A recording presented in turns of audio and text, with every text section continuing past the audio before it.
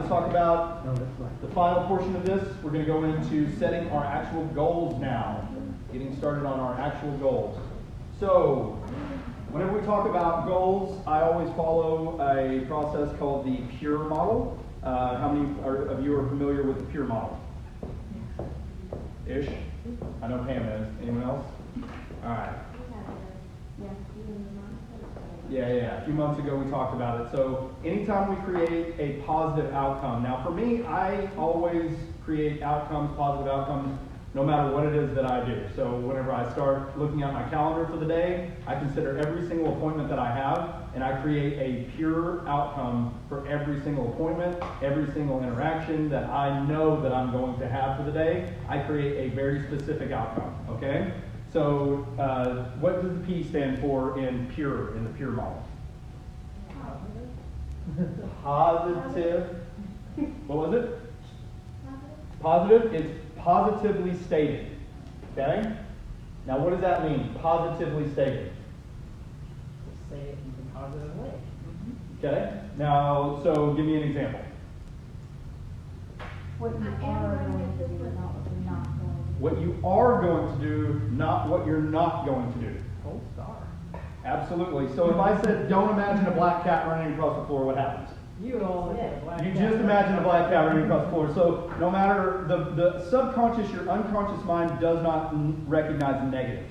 Okay? So whenever you start to say a phrase, in order for your brain to understand what was just said, the language that was just said, whether you're saying it to yourself or whether someone else is saying it to you, you have to picture it. You have to imagine it. So it doesn't matter if they say, don't do this, you still see it. So if you say to yourself, I'm going to stop eating, I'm going to stop eating, I'm going to stop eating. That's not a correct model. All you're doing is seeing yourself eating, and all the chemicals that release in your brain when you enjoy eating, that starts to happen to you. Oh, man. Okay? So it's the opposite way of getting the goals that you want. It's the same thing as, I don't know if you guys have ever done sports or athletics, but if you ever had a coach that says, don't do that!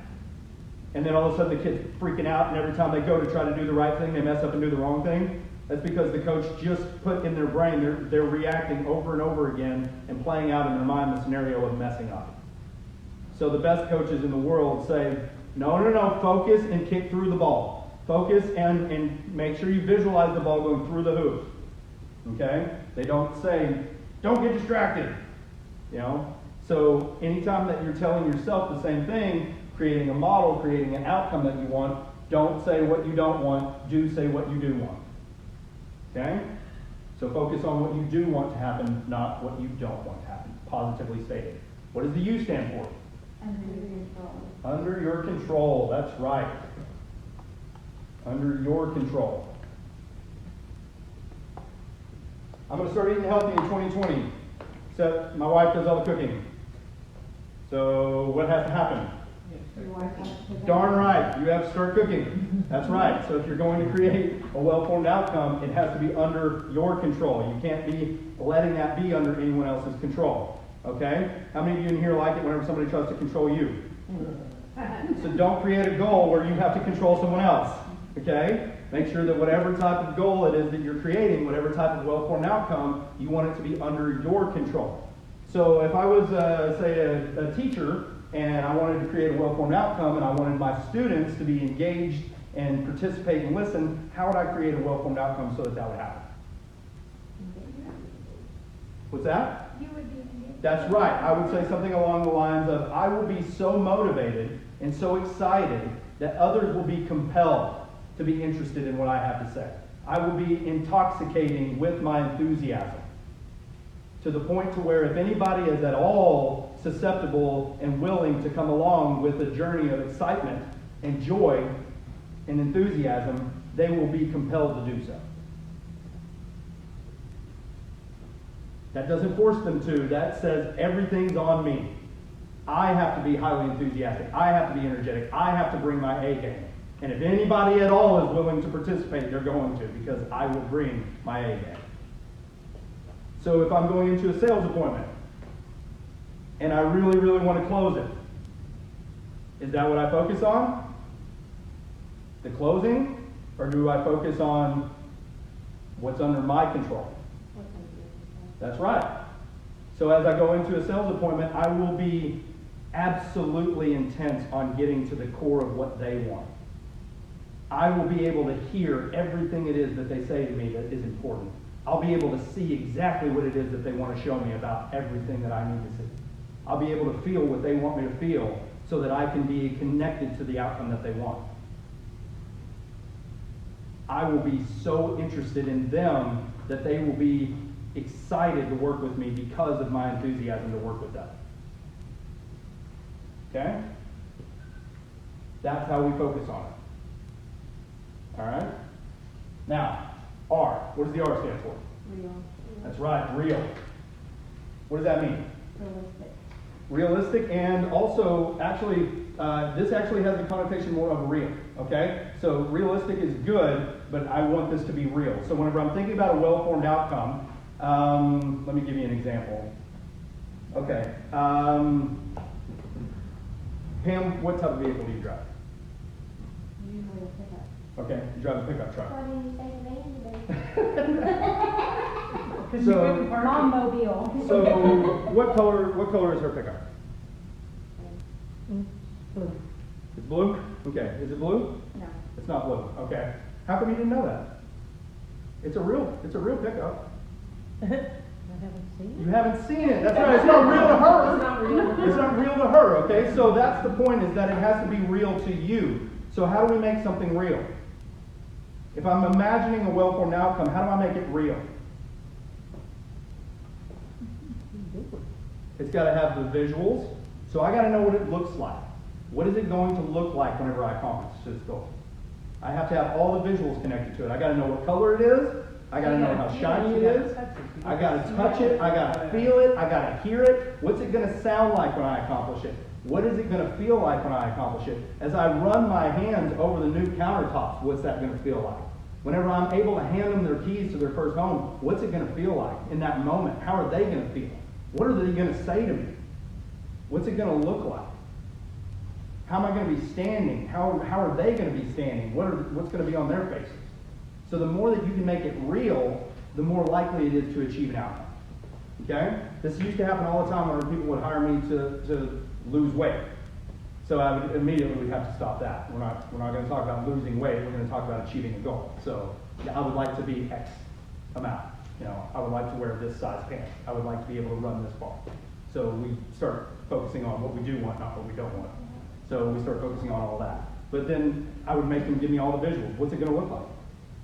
What is it going to be specifically? I want all the data. I want to know what it's going to look like. I want to know how it's going to make you feel. I want to know where we are when we get there. So we make it real as possible. Finally, what's the E stand for?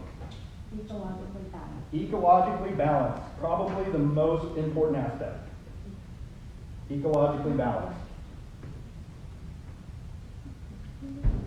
What does that mean? Self-sustaining. Self-sustaining. That's right. So whatever goals that we create have to be self-sustaining, like a well-balanced ecology where everything works and lives off of each other and nothing is negatively affected. Okay? So I usually give this example. I had a lady call me up to hire me to stop smoking, and she wanted to use neuro-linguistic programming and hypnosis to get on the other side of it. So I went through this pure model. I asked her positively stated, under her control, realistic, finally got down to ecologically balanced. I said, is there any reason why this would be a negative thing for you to get this goal? And she says, no, not at all. I can't think of anything. And I said, okay, is it going to affect anyone else negatively? And all of a sudden she just face dropped and she was like, oh my gosh, I can't believe I didn't think of this. I said, what is it? She said, every night whenever I come home from work, 5 o'clock, my husband and I would go out on the back patio and we smoke. We smoke cigarettes, we talk about our day. It's how we unwind, it's how we connect. I have a glass of wine, he has a glass of scotch. We do it every single night. And I said, well, is there another way for you guys to have that connection? Is there another way you can do this, or is this really going to be negative? And she said, I'm sorry, James, I have to talk to him. I don't know. Okay, no problem. You talk to him, you let me know. I don't hear back from her. I get a call 2 weeks later. I said, hey, what's going on? She said, I've got the best news. I said, okay, what's up? She said, I am smoking 1 to 2 cigarettes a day, down from 1 to 2 packs a day.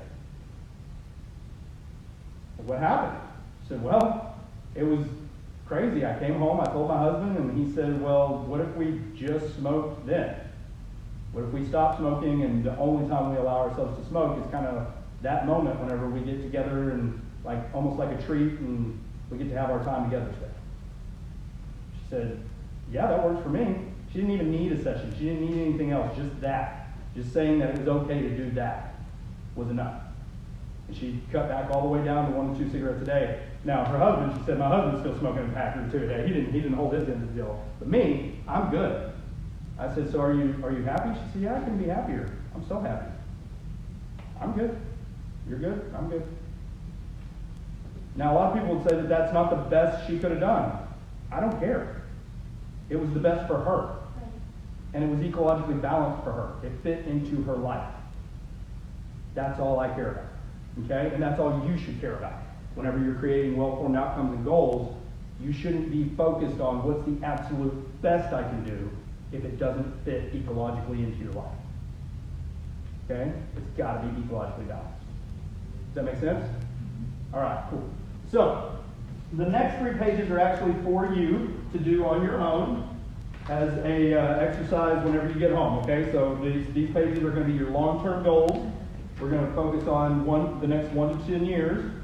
And then you're going to write like total overall goals. Then you're going to do your professional, personal, and relationship goals. And then this page will help you kind of work through that. But what we're going to do now is flip on over to page 17 and page 18. And we're going to work on some crystal clear goals. For 2020, these can be personal, these can be professional, but we're going to start there on that first one. And we're going to create a crystal clear goal. Okay? So positively stated, we're going to follow this model. Under your control, real, and ecologically balanced. I want you to take a moment now and create your first 2020 goal. Okay, crystal clear. What is it that I want to accomplish in 2020? One goal.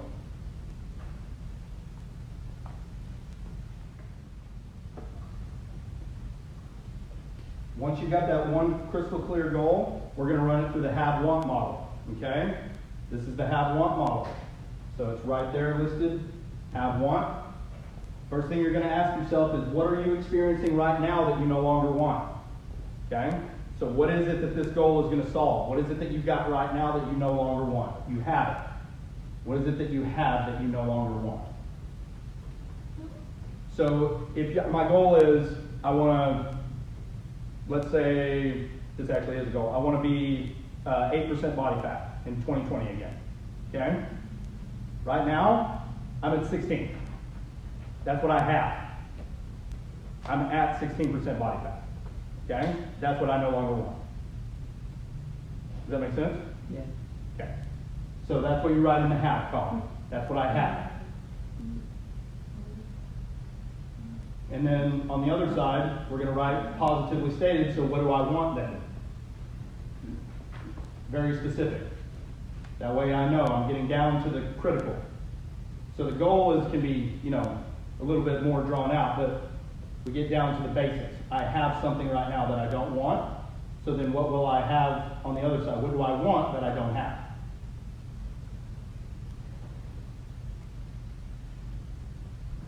And then ask yourself, what's so bad about what you have? What's wrong with feeling the way that you do right now? Why is it a problem for you? It's negative. Why? Why is it negative? Ask yourself that and put that in the have column. Why is what you have negative?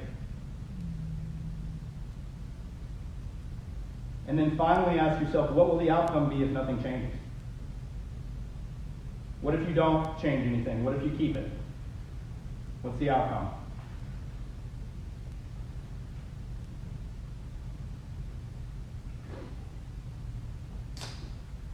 And then do the same thing on the other side. On the want column, ask yourself, why is it important for you to feel that way? What would be so good about it? What would be so positive about getting that thing that you want? Why is it important?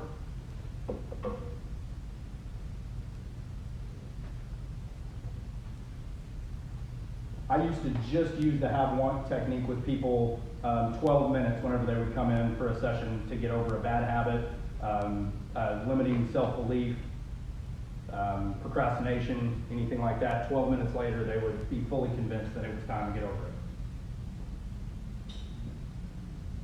And then finally, ask yourself, how would your life change when you left here if that change had occurred? What would be different? In the want column.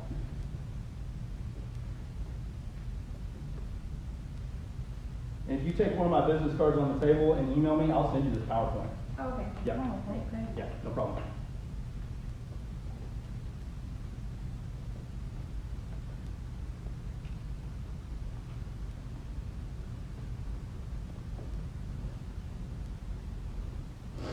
Now ask yourself, now if you haven't already, that right there, why does this goal matter, is underneath the have-want technique. And you can continue writing out there why it matters. But then I want you to ask yourself, for ecology's sake, who else does this goal affect?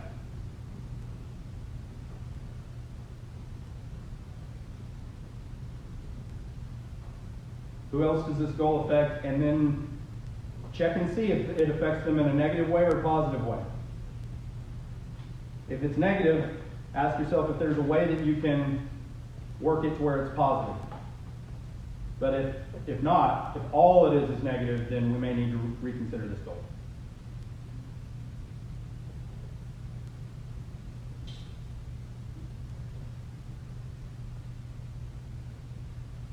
Because you will self-sabotage yourself if you think that this will negatively affect somebody you love, somebody you care about. You will prevent yourself from getting it. And we don't ever want that.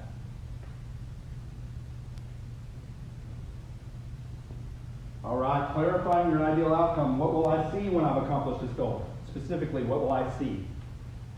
What will the visuals be? What will I see when I've accomplished this goal?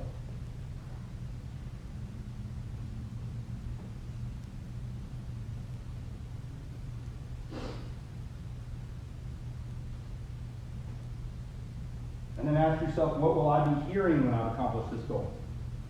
Either from others, from myself. Maybe it's the rumble of that exhaust pipe from that motorcycle that I wanted to buy. I don't know. What will I be hearing?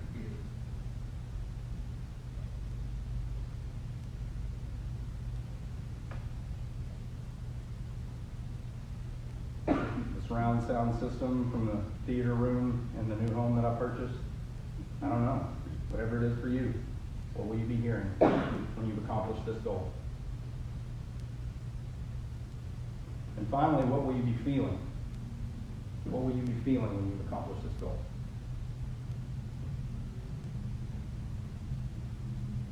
You might be feeling the hardwood floors under your feet. You might be feeling a sense of accomplishment. You might be feeling energetic, light, tingling sensations, excited about your future. I don't know. It's up to you. And now I want you to ask yourself about how much permission you've given yourself and how much belief you have if you can accomplish this. So there's a scale there from 1 to 10. If you have 0 belief and if you've given yourself 0 permission to accomplish this goal, then that you need to mark that in and be honest with yourself. But if you have absolute belief that you can accomplish this goal and you've given yourself permission, then you can go ahead and mark that that's a 10. But you have to have both. You have to have belief you can accomplish it, and you have to give yourself permission.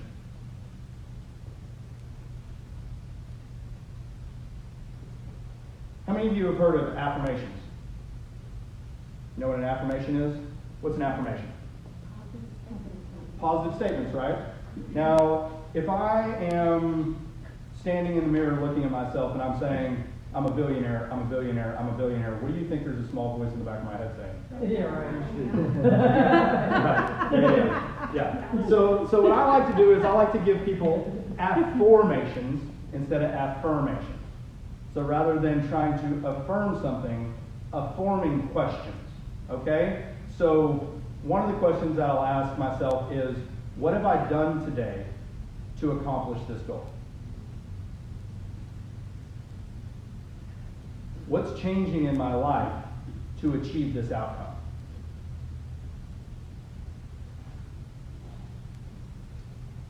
How did I better myself to ensure that I would achieve X? So I'll ask myself affirmation questions rather than affirmation questions.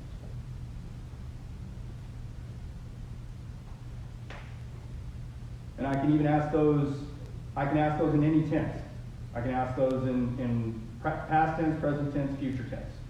What will I do tomorrow to ensure this outcome?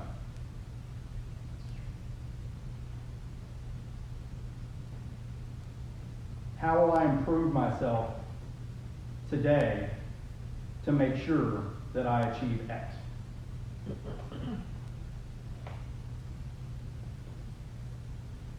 In what way did I grow in order to make sure that I do this?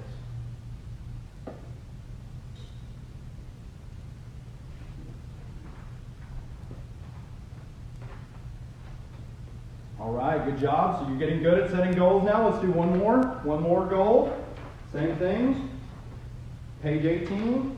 One more goal. Crystal clear. Another goal.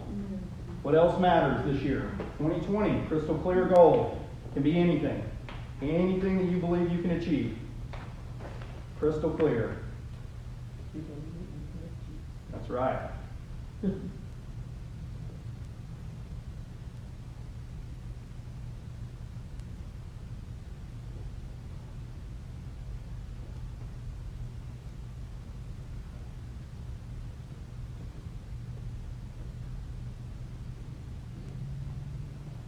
Some people are goal-setting machines.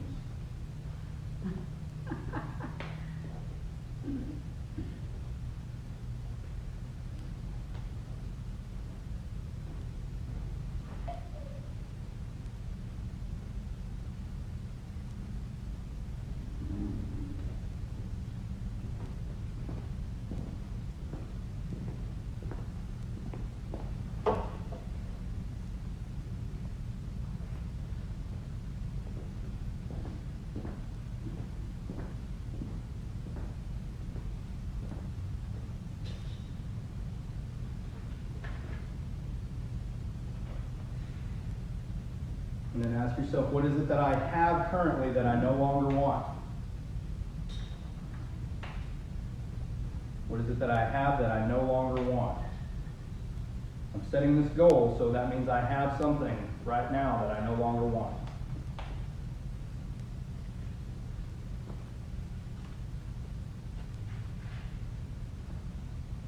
And then let's go deeper. What's wrong with that? Why is that negative? What's the big problem with that? Why is that so bad? Why is what you have no longer good enough for you?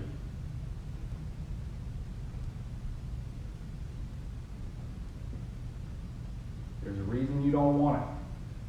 There's a reason it's no longer going to work for you. And that's okay, but we want to write that down and we want to connect with the reason it's negative. Finally, what if nothing changes? What's the outcome? What if you do nothing? What's the ultimate? What happens? I do nothing. This is the negative outcome. It's negative for a reason. I have it. I don't want it. But if I change nothing, what ends up happening?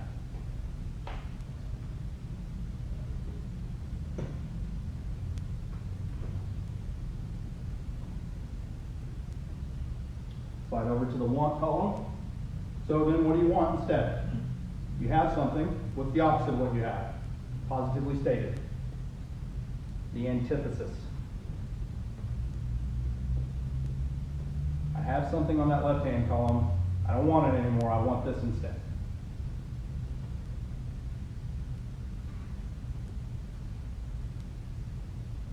Why is that important? What's so good about that? Why would that improve your life? What's positive about that?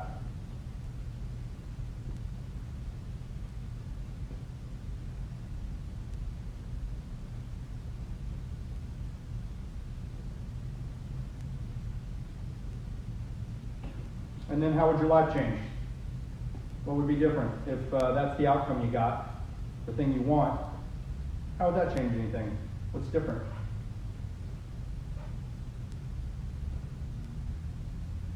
And then you can continue on down into the next box to write out why that matters.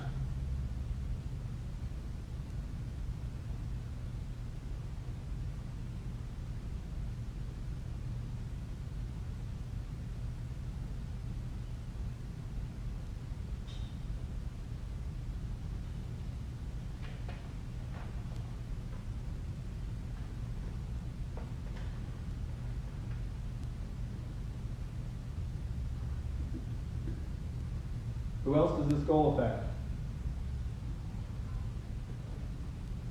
And consider whether it's positive or negative. Make sure that it affects them positively and that there's only good things that come from it.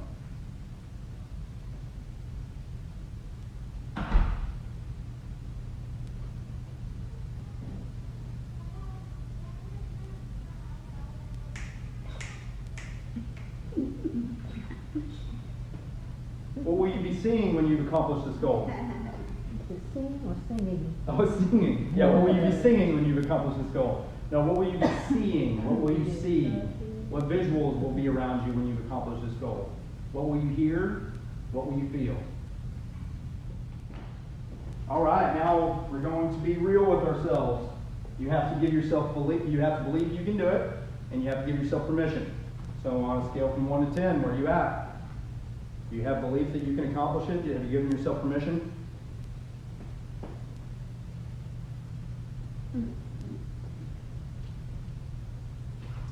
And then create an informing question, a question that will help you connect daily and or even now in this moment. What is it that you're doing currently? What is it that you've done? How have you grown? How have you improved in order to ensure that this will be a goal that you can achieve?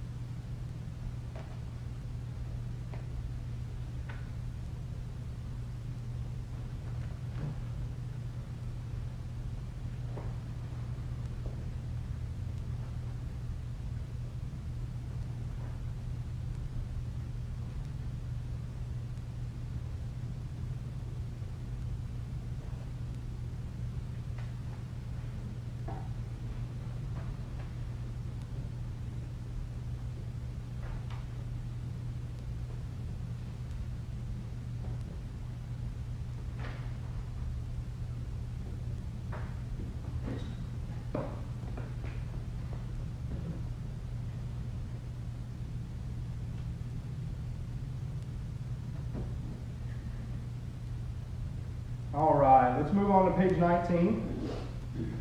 Last two pages. Maybe the most important. We're going to talk about, especially because we're all here in some sort of professional capacity, so we're going to talk about financial and income goals. I highly recommend everyone create specific financial goals and income goals so that you can really be able to monitor whether or not you're doing the activities that you need in order to achieve your goals. So whenever you consider now like the net income that you need to accomplish to achieve your objectives, we're going to think about a monthly income goal, and that's your income requirements plus any financial goals for the next 12 weeks. For example, if your income goal is $5,000 per month of net income, plus you'd also like to pay for a $3,000 cruise, that's going to be $1,000 per month at the end of 90 days. So then you're going to add $5,000 plus the $1,000 to get to $6,000 for your monthly income. Okay? Does that make sense? Pay yourself first. So you're going to want to also protect your mindset. Okay? So start off with at least 1% of your investment. Okay? So this is an investment that you're setting back. Okay?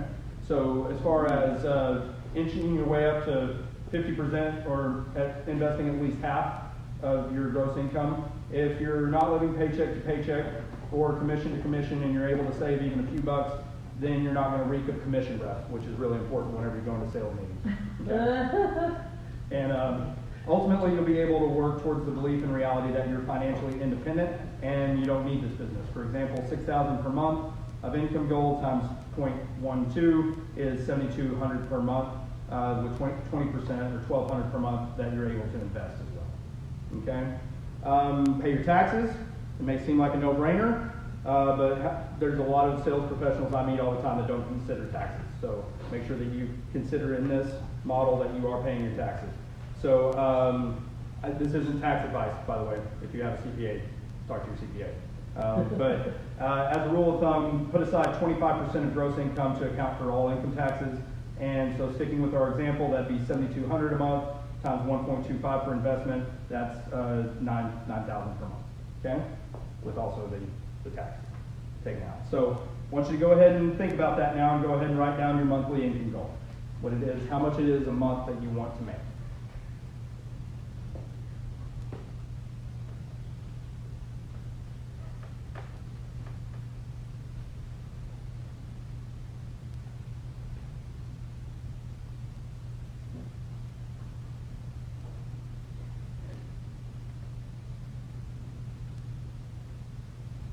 And then in the second box, we're going to think about how much we want to make plus how much we want to invest. So how much you want to make, how much that's take home, how much you want to make take home, first box. Then in the next box, if you want to invest 20%, then you times whatever it is that you wanted to make times 1.2, and you write that in the box. That'll give you what you want to make plus how much you want to invest.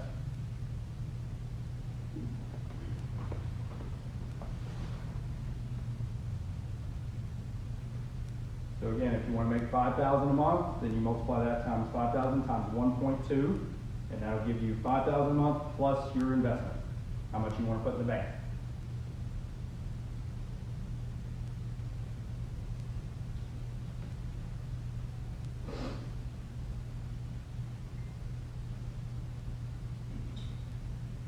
Now we're going to pay our taxes. So we're going to take that number in that second box, and you're going to multiply that times 1.25. So that now gives you your 25% more that you need to pay towards taxes.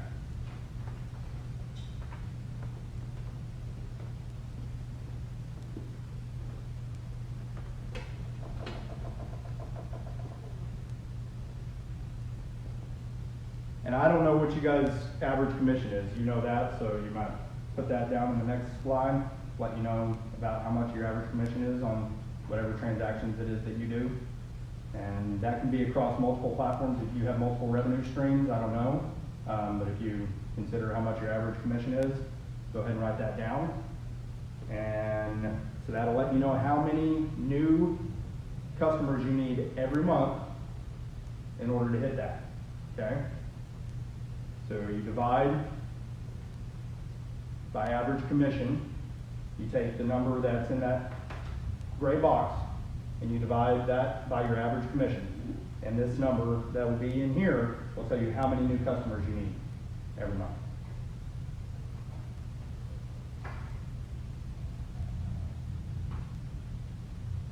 Actually, it'll tell you monthly.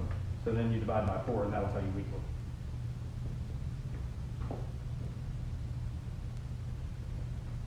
Is this making sense to everyone? Everyone understanding the table? Okay.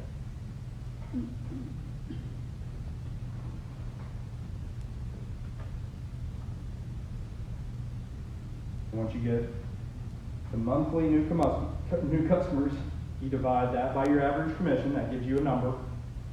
However many that is, should be relatively low number, so probably somewhere around, I don't know, 30 or less, probably. Not certain. And then you divide that by 4 in the next box. And that lets you know every week how many new customers you need.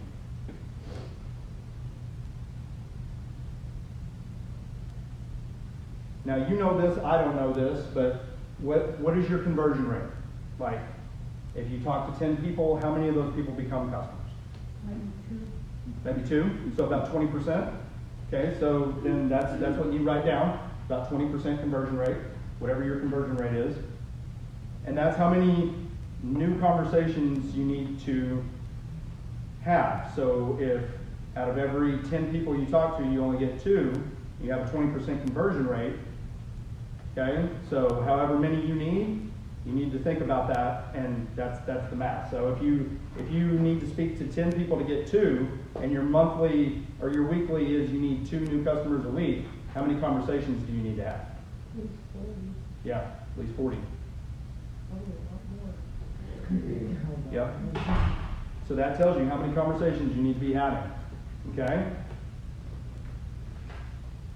On the next page is a weekly activity planner. Okay? Page 20.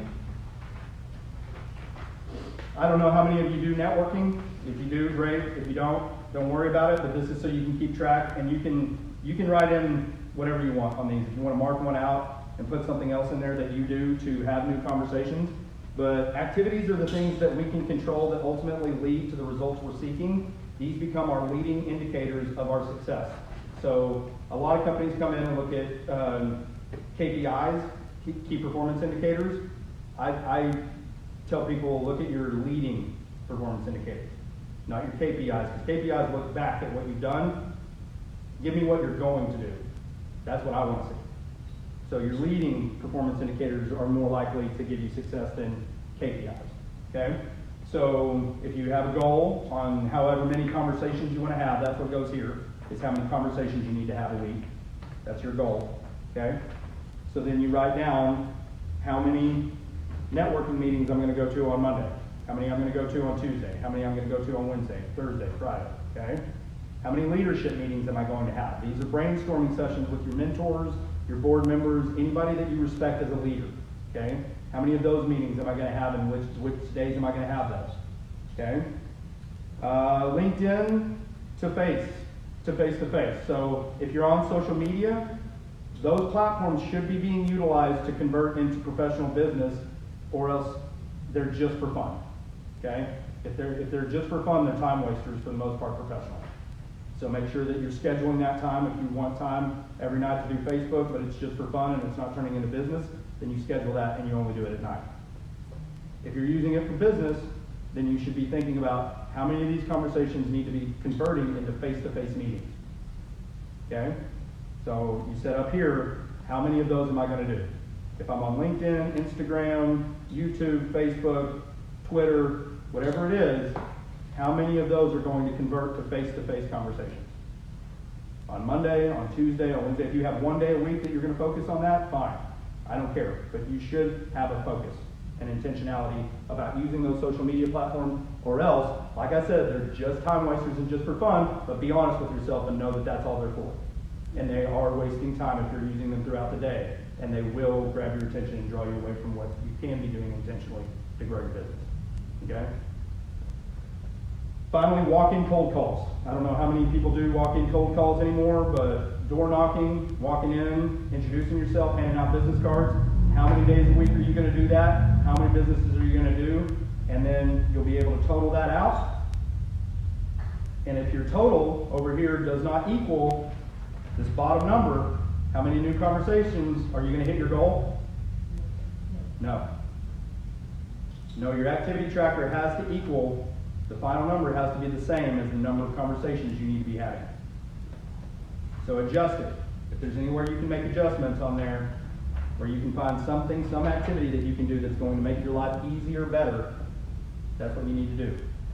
Okay? Let's talk about rewards and punishments. Some people work better off of rewards, some people work better off of punishments. Okay? What's a good reward that you can give yourself if you reach your goals? Nice dinner out. Now, what's that? Massage. Massage, love it. Yeah, getting your nails done, massage, eating out. Now, what I recommend is recruiting your team. So if your family is you're going to have to work a little bit harder and get a little bit out of balance a little bit to reach your goals, then what I recommend is like grabbing your kiddo and saying, hey, if I hit all my goals at the end of 90 days, we're going to Disney World. Whoa. Yeah. Okay? I'm already gonna start looking at getting the hotel and everything. So they're going to be motivated to ask you every day. That's right. Your goal? That's right. Yep. I'm gonna bring in team members. So at the end of 90 days, if I hit all my goals, I'm taking you to Disney World. So that means that I have to hit this many goals every day. It's up on the mirror. Can you help me keep me accountable? Because if I don't hit these goals, Nobody's going. Rewards. Now there's another model, and that's punishments. Okay? Punishments. Some people are highly motivated fiscally, economically, by money. Some people are motivated more by time and what they invest their time and energy into. So, like, I volunteer at the day center downtown. We feed the homeless, once a month. So that's something that I like doing. I enjoy doing it. That's not something that's a punishment to me, right? But if you made me volunteer for like a political party, like door hanging or door knocking for somebody that I did not want to vote for, that would be miserable to me. Okay? So that is one of my punishments. If I don't reach my goals and I don't do that, then I have to invest an hour of my time going and door knocking for a party member that I do not like. Yep. Another punishment is that I will write out a $25 check, a $50 check, a $100 check, and a $500 check to an organization that I dislike. I'll give those checks to somebody that holds me accountable, and if I don't reach my goals that week, they mail that first check. Whoa. Like Westboro Baptist or something like that. Not kidding. So does that not conflict with your moral? I will hit my goals. But it's highly motivational. If you I'm think gonna do it. World Baptist is gonna get $25 of your dollars, You are going to do your activities. You are going to reach your goals. Because that person will mail that. I mean, it's already stamps on the envelope, checks written out. And if I don't hit it the next time, 100 going out. Same organization. Or a political party that I don't care for. So some people are driven by punishment, some people are driven by rewards. You know best what would drive you to do it. Set up a system that's a fail-safe. Create something that will work for you. Okay? Rewards or punishments, I don't care, but really the best system is some sort of both. But alright guys, that's it. How you guys feel? Pretty good? Mm-hmm. Yeah. All right. Take off running. Take off running.